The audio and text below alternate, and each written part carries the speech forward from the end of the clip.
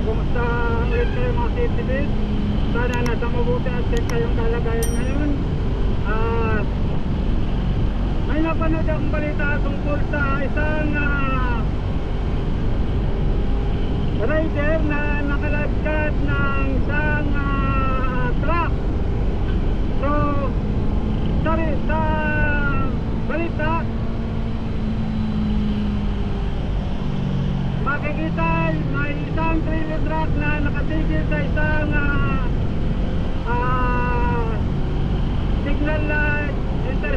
signal intersection.